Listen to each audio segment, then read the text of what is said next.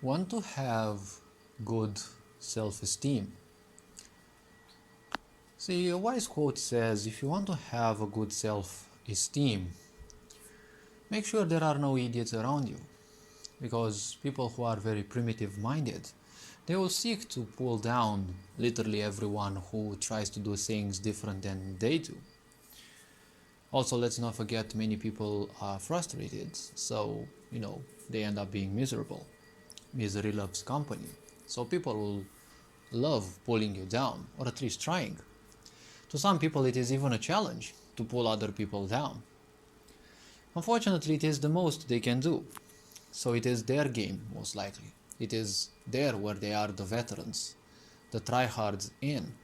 So that's going to be a point. As of what I said, there is a pandemic of this self, as I call it, of this belief in the self. See, a belief means accepting things without a necessity for proof. The self is an accumulation of thoughts. Someone calls you an idiot, then you will call yourself an idiot.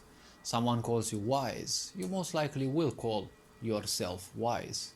But I remind you again and again if needed. Why do you call it yourself? You don't call it you call it yourself. So it is something that belongs to you, but most likely it is not you.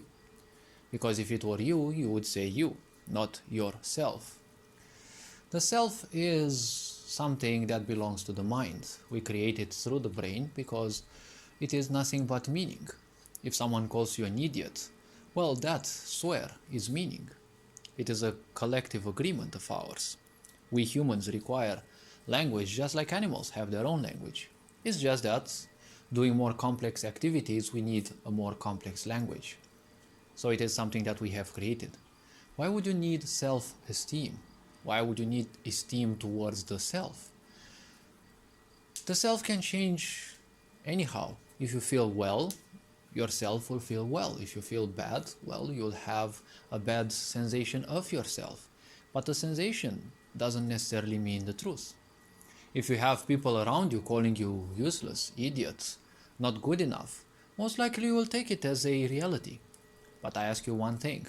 When it was the last time that you actually took into account what and how you felt, right? And what and how you feel like. Now, in the present, it doesn't matter how you felt yesterday, right? So make sure there are no people that pull you down, or at least when you think about yourself. Try thinking that it would be a little bit of importance to assess your own self. Become introspective. See what things hinder you, what things piss you off, what things trigger you.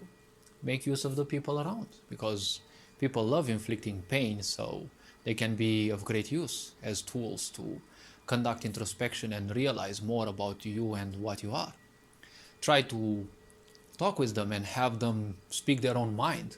Even allow them to say it without any limitation. Let them call you all the bad names that they want. You'll do a mutual service. You'll do them a service because they can, de-stress a bit, and you can get some honest opinions about them, from them about you, if they know what honesty means.